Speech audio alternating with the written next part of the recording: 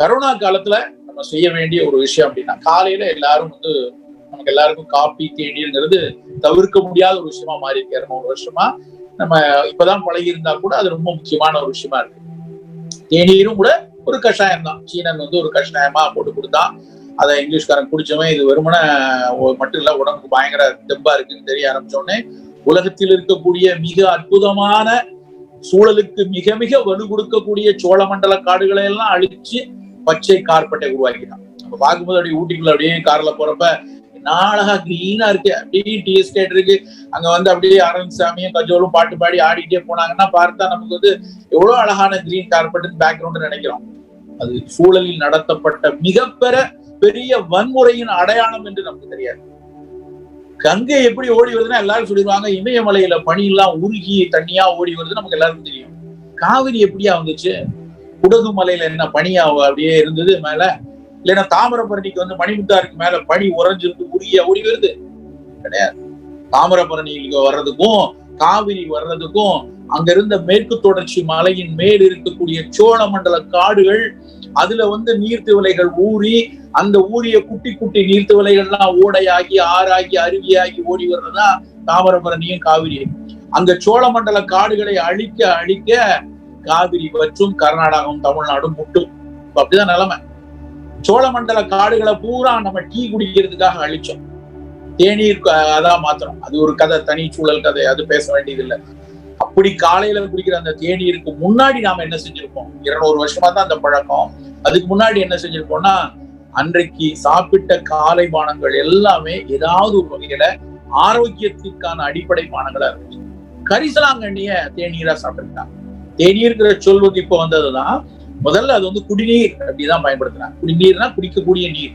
அந்த கஷாயத்தை கரிசலாங்கண்ணி இலைய, வெள்ளை கரிசலாங்கண்ணி இலைய போட்டு ஒரு ஸ்பூன் போல போட்டு நல்லா வெந்நீரை போட்டு அதுல கஷாயம் இறுக்கி அதை காலையில கொஞ்சம் கருப்பட்டி போட்டு தேன் போட்டு குடித்தாங்க. இந்த கரிசாலையை வந்து போகர்னு எங்க சித்தர்கள்ல முக்கியமான போகர்ங்கிற சித்தர் என்ன சொல்லுவாருன்னா, குருதிதனில் இருக்கும் கிருமி போகும் தானே. அன்னைக்கு வந்து இந்த நானோ பார்ட்டிகளான இருக்கக்கூடிய இந்த வைரஸ் பத்தி எல்லாம் தெரியாது. வெறும் ஒரு ஒற்றை இலையில் இருக்க RNA, அது ஒரு புரத பொட்டலம், அது உயிர் உள்ளதா உயிர் அற்றதான்னா உள்ளதெல்லாம் அன்னைக்கு தெரியாது. ஆனா ரத்தத்துல வர்ற நோய்களை போக்கும் கரிசலாங்கண்ணின்னு தெரிஞ்சுட்டு நம்ம கரிசலாங்கண்ணியை அவ்வளவு உயர்வாக அன்னைக்கு போகரா இருக்கட்டும், கடைசியாக வந்த ஒரு சித்தர்னு சொன்னா வள்ளலாரை சொல்லலாம். அந்த வள்ளலார் ஐயா அவர்கள் வந்து கரிசாலை மிக மிக உயர்வாக சொல்லுவாங்க. கரிசாலை கற்பம் அப்படின்னு சொல்லுவாங்க.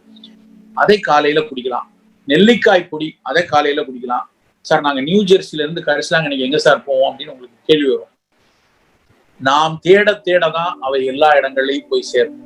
வெள்ளை கரிசலாங்கண்ணியை நவீன அக்ரிகல்ச்சர் உலகம் வீடா பார்க்கும். அதுக்கு வீடிசைடு தயாரிக்கிறான். வீடிசைடு, களை கொல்லி உங்க நிலத்தில் இருக்கக்கூடிய கரிசலாங்கண்ணி எல்லாம் கொன்னுரும்னு அவன் எழுதுறான். எனக்கு கண்ணீர் வருது அதை பார்த்து. வீடிசைடுன்னு அவர்கள் பார்த்தாங்க, நம்ம அதை கற்பம்னு பார்த்தோம். அதான் நமக்கும் அவர்களுக்குமான வேறுபாடு. அப்ப அந்த கரிசலாங்கண்ணியை வந்து நாம பொடிச்சு பவுடர் பண்ணி நாம ஊருக்கு போறப்ப, இங்க இருந்து அங்க போறப்ப, அங்க இருந்து போறப்ப எடுத்துட்டு போனோம்னா அந்த கரிசலாங்கண்ணி பொடியை காலையில கஷாயமா குடிக்கலாம். முசுமுசுக்கை காலையில் கஷாயம் குடிக்கிறதுக்கான ரொம்ப இரு குரங்கின் கையின் பேரு முசுமுசுக்கை. உழிங்கை அப்படின்னு ஒரு சொல்லுவாங்க. அந்த முசுமுசுக்கை சளி, இருமல், நீர்த்தோடம், மூக்கடைப்பு, நிறைய பேருக்கு காலையில இருந்துச்சா தும்மல் வரும். அட்டோபிக் சைனசைட்டிஸ், ரைனைட்டிஸ், அருமையான மருந்து முசுமுசுக்கை கஷாயம். நெல்லிக்காய் நோய் எதிர்ப்பாற்றல், செல் மீடியேட்டட் இம்யூனிட்டின்னு சொல்லுவோம். அந்த எதிர்ப்பாற்றலை உயர்த்துவதற்கு அந்த நெல்லிக்காய், இதை காலை பானமா எடுத்துக்கலாம். இன்னைக்கு இஞ்சி, எலுமிச்சம்பழம் ரெண்டையும் ஒரு 10 ml சாறு எடுத்து அதுல ஒரு 150 ml தண்ணீர் விட்டு அதை எடுத்துக் கொள்ளலாம். இது இல்லாம இந்த மாதிரி இல்லாம நம்ம வீடுகள்ல தயாரிக்கிற சுக்குமல்லி காஃபின்னு சொல்லுவாங்க. சுக்கு, கொத்தமல்லி விதை. பெரும்பாலும் இப்ப நாங்கெல்லாம் தெற்கத்தில இருந்து வந்தவங்க, எங்களுக்கு எல்லாம் வீட்டுல வந்து சனிக்கிழமை ஆனா ராத்திரி வந்து சுக்கு வண்டி கண்டிப்பா குடிக்கணும். அப்ப தெரியாது, ஏதோ அழுது ஆட்டம் பிடிச்சு ஏதோ அவங்க எப்படி காரமா இருக்கு கசக்குதுன்னு கத்தி வீட்டுல அம்மா தலையில கூட்டி எப்படியாவது குடிக்க வச்சு ஒரு டம்ளர் தண்ணி குடிக்க வச்சிருவாங்க. ஆனா இன்னைக்கு நம்ம வீட்டு பிள்ளைகளுக்கு சுக்குமல்லி எல்லாம் தெரியாது. என்ஷூர் இருக்கா, அதுல எவ்வளவு புரோட்டீன் இருக்கு, எவ்வளவு கலோரி இருக்கு, இது எனக்கு வந்து விட்டமின் B இருக்கா அப்படின்னு நம்ம வீட்டு பிள்ளைகள் கேட்குது. எங்க அம்மாவுக்கு சுக்குவண்டினா என்னன்னு, அது வந்து சாப்பிட்டா நல்ல ஜீரணம் ஆகும், நோய் வராது, அவ்வளவுதான் தெரியும். ஆனா இன்னைக்கு அந்த கொத்தமல்லி விதை அது வந்து இந்த SARS-CoV-2 ஸ்பைக் புரோட்டீன்ல வேலை செய்யுதுன்னு பயோ இன்ஃபர்மேட்டிக் கம்ப்யூட்டேஷனல் பயாலஜில ரிசர்ச் பண்ணி சொல்லிட்டு இருக்கான். சுக்குல ஹியூமன் எபித்தீலியல்ல இருக்கக்கூடிய சினென்ஷியல் வைரஸை வந்து அஃபெக்ட் ஆகாம பார்த்து கொள்ளும் மிகப்பெரிய மருந்து இஞ்சி சுக்கு அப்படின்னு இன்னைக்கு கண்டுபிடித்து கொண்டிருக்கிறார்கள். ஆனா நமக்கு இதை பற்றி எல்லாம் தெரியாம எங்க அம்மா சுக்கு எண்ணி போட்டு கொடுத்தாங்க, நாம அதை மறந்துட்டோம். இன்னைக்கு அது சாத்தியம், நம்ம இன்னைக்கு கொடுக்க முடியாது. இன்னைக்கு நம்ம வீட்டுல சுக்கு இல்லையா, கொத்தமல்லி விதை இல்லையா, கண்டிப்பா இருக்கு. அவ்வளவு பொருட்களும் கிடைக்குது. அப்ப நம்ம கொஞ்சம் மெனக்கிடணும், கொஞ்சம் கரிசனம் வேணும். நான் அடிக்கடி சொல்வது, நாம் அடுப்பங்கரையில் செலவழிக்கக்கூடிய 20 கூடுதல் நிமிடங்கள் நம் ஆயுட்காலத்தில் கூடுதல் 20 வருஷத்தை கொடுக்கும் நண்பர்கள். ஒரு கரிசனமா நம்ம வந்து ஒரு அடுப்பங்கரையில கொஞ்சம் எஃபர்ட் எடுத்தோம் அப்படின்னா பல நோய்கள் வராமல் தடுக்க முடியும். வந்திருக்கிற நோய்களை வேகமாக விரட்டுவதற்கான சாத்தியங்கள் நம்மகிட்ட இருக்கு. அப்படியான காலை உணவை பானங்களை எடுத்துக்கொள்ளலாம். நவீன அறிவியல் சொல்லுது, ஜிங்க் நல்லா இருக்கணும், விட்டமின் சி நல்லா இருக்கணும், விட்டமின் டி நல்லா இருக்கணும். இந்த 3 தான் இன்னைக்கு ரொம்ப ரொம்ப முக்கியமான விஷயம். Zinc, vitamin C, vitamin D. நம்முடைய தமிழர் உணவுகள்ல இந்த ஜிங்க் விட்டமின் சி ஏராளமா இருக்கு. டி கொஞ்சம் குறைவுதான், உணவுலேயே குறைவுதான். நம்ம இதுல குறையும். சியும் ஜிங்கும் நிறைய எடுத்துக்கொள்ளலாம். எல்லா கீரைகள்ல, எல்லா பயிர்கள்ல, பட்டாணிகள்ல, நிலக்கடலையில புரதமும் நிறைய ஜிங்கும் இருக்கு. தினசரி இந்த காலகட்டங்கள்ல இது ஏதாவது 2 விஷயங்கள் இருந்து கொண்டே இருக்கு. விட்டமின் சினா எல்லாருக்கும் தெரியுது ஆரஞ்சஸ், கிவி எப்படிமா சின்ன பிள்ளைகள் கேட்டா கிவி இருக்கு சார். அதெல்லாம் விட பிரமாதமானது நம்ம ஊர் நெல்லிக்காய். ஒரு நெல்லிக்காய் 2 ஆரஞ்சு பழத்துக்கு உள்ள விட்டமின் சி அந்த ஒரு நெல்லிக்காயில. எங்க ஊர்ல 2 ஆரஞ்சு பழம் வாங்கணும்னா இன்னைக்கு 30 ரூபா. ஆனா 1 கிலோ நெல்லிக்காய் 30 ரூபா தான். ஆனா நெல்லிக்காய் வந்து பழக்கல. அப்படியே வாஷிங்டன் ஆப்பிள், மடகாஸ்கர் ஆரஞ்சு, நியூசிலாந்துல கிவி, கலிபோர்னியன் சீட்லெஸ் கிரேப்ஸ் அதெல்லாம் பாக்குறான். ராஸ்பெரி சென்னையில வச்சிருக்கான். பிளாக்பெரி, ராஸ்பெரி 500 ரூபா, 600 ரூபா 100 கிராம் டப்பா காய வச்சு கொடுக்குறாங்க. அந்தந்த ஊர்ல இருக்கிறவங்க இப்ப உங்க ஊர்ல விளையுது, பக்கத்து கிராமத்துல இருந்து கொண்டு வராங்கன்னா தாராளமா நியூஜெர்சி மக்கள் சாப்பிடலாம். அங்க இருக்கிற கிடைக்கிறது. நாம் எங்கு வசிக்கிறோமோ, எந்த தட்பவெப்பத்தில் இருக்கிறோமோ, அந்த பகுதியில சூழல விளைகிற உணவை தாராளமாக எடுத்துக்கொள்ளலாம். ஆனா இந்த பக்கம் வந்து ஒரு உசிலம்பட்டியில இருந்துட்டு அங்க இருந்து நான் வந்து ராஸ்பெரி வாங்கி சாப்பிடுவேன், நியூசிலாந்துல இருந்து கிவி வாங்கி சாப்பிடுவேன்னா அது சூழலுக்கு நடத்தக்கூடிய வன்முறை. காசு இருக்குங்கிறதுக்காக வாங்கிடக்கூடாது.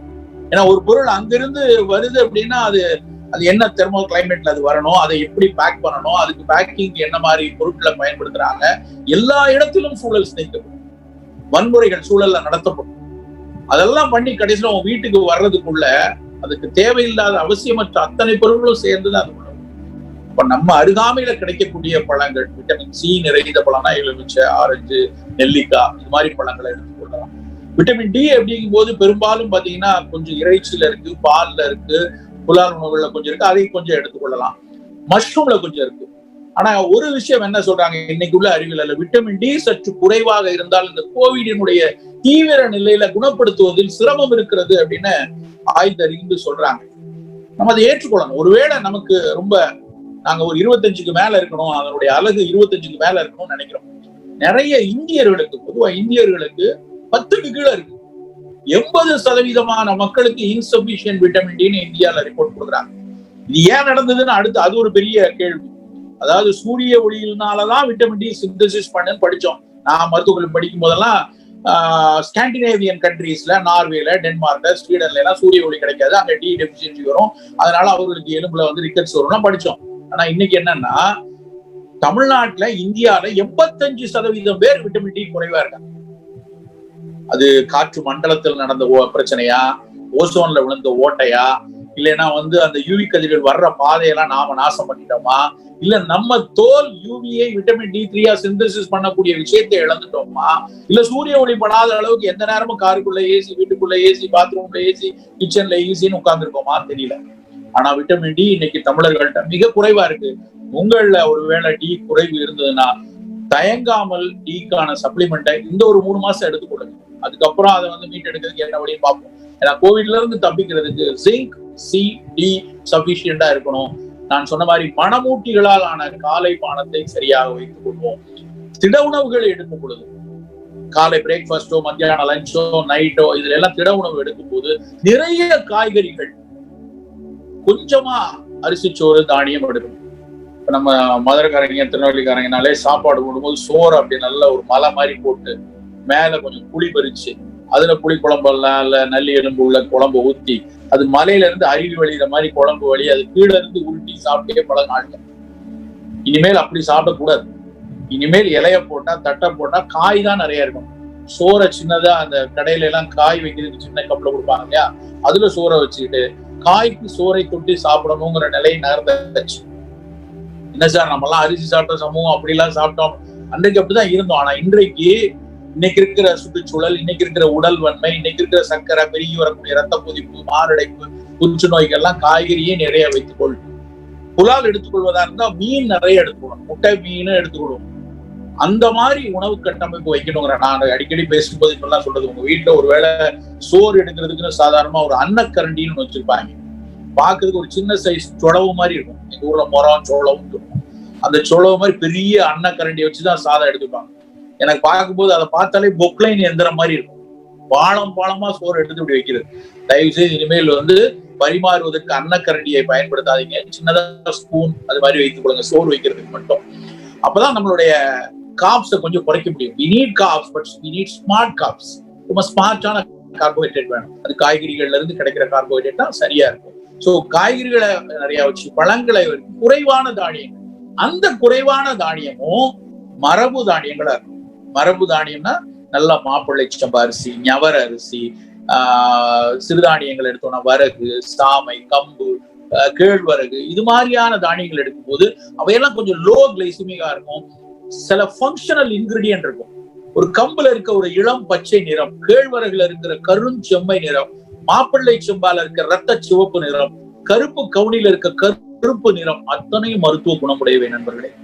நீங்க போனா கூகுள் பண்ணி பாருங்க, லைகோபீன்ஸ், ஆந்தோசைனன்ஸ், பாலிஃபினால்ஸ் அப்படின்னு அடிச்சு பாருங்க. இதெல்லாம் தான் நான் பேசினேன். சிவப்பு, கருப்பு, இந்த நிறங்கள். வெள்ளையா இருக்கிறது தான் ஆபத்து. எதெல்லாம் கருப்பா இருக்கோ அதெல்லாம் கும்பிடலாம்.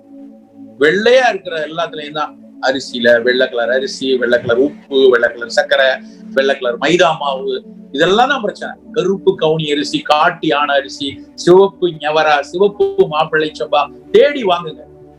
ஊர்ல இருந்து வரும்போது இந்த மாதிரியான விஷயங்களை நிறைய எடுத்து வரலாம். அங்கேயே கிடைக்கும்னா அதை வாங்கி அதை இந்த தானியங்களை உணவா வச்சுட்டோம்னா அதுவும் ஏதாவது ஒரு வேலை எதிர்பார்த்து. சார் இதெல்லாம் செஞ்சா எனக்கு கரோனா வராதான்னு கேட்டா அப்படி நான் சொல்ல வரல.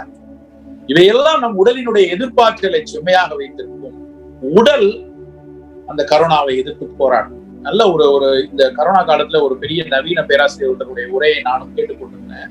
அவர் அழகா சொன்னாரு, சார் நீ எம்ஆர்சிபி, எஃப்ஆர்சிபி எல்லாம் படிச்சு நீ எழுதுற பிரிஸ்கிரிப்ஷனை விட உன்னுடைய உடலினுடைய ஒவ்வொரு செல்களும், எதிர்பார்த்தல் செல்கள் எழுதுற பிரிஸ்கிரிப்ஷன் ரொம்ப ரொம்ப மேல சார். அது பண்ணவே முடியாது சார். எனக்கு ஆச்சரியமா இருந்துச்சு. நீ 10 வருஷம் 15 வருஷம் படிச்சுட்டு அதை வைத்து நீ உன் பிரிஸ்கிரிப்ஷன் எழுதுற. டாக்டர்களுக்காக நடந்த ஒரு கூட்டம், அதுல அவர் எங்களை எல்லாம் பார்த்து அவர் சொல்றாரு, டாக்டர்களுக்கு நீங்க எழுதுற பிரிஸ்கிரிப்ஷன் உங்களை 10 வருஷம் படிப்பு வச்சு சொல்றீங்க. உங்களுடைய ஒரு செல்களும் 1.5 மில்லியன் வருஷம் அனுபவம் இருக்குது. ஒரு கடைசி குரங்குல இருந்து மனுஷன் வர்றதுக்கே 1.5 மில்லியன் வருஷம் ஆகுது. அவ்வளவு மில்லியன் ஆண்டுகளாக அது எத்தனை சூழல் பிரச்சனைகளை, எவ்வளவு விஷயங்களை தாண்டி தன்னைத்தானே செதுக்கி ஒரு மனித இனம் வந்திருக்கு. அவற்றில் இருக்கக்கூடிய அனுபவங்கள் எல்லாம் இன்றைக்கும் அதனுடைய மைட்டோகாண்ட்ரியாலையும் லைசோசோம்லையும் ஒட்டிக்கிட்டு இருக்கு. அதை வைத்து அவை நல்ல நல்ல பிரிஸ்கிரிப்ஷன் எழுதும். இன்னைக்கும் மனிதனால் கண்டுபிடிக்க முடியாத பல பிரிஸ்கிரிப்ஷன் அது எழுதிட்டு இருக்கு.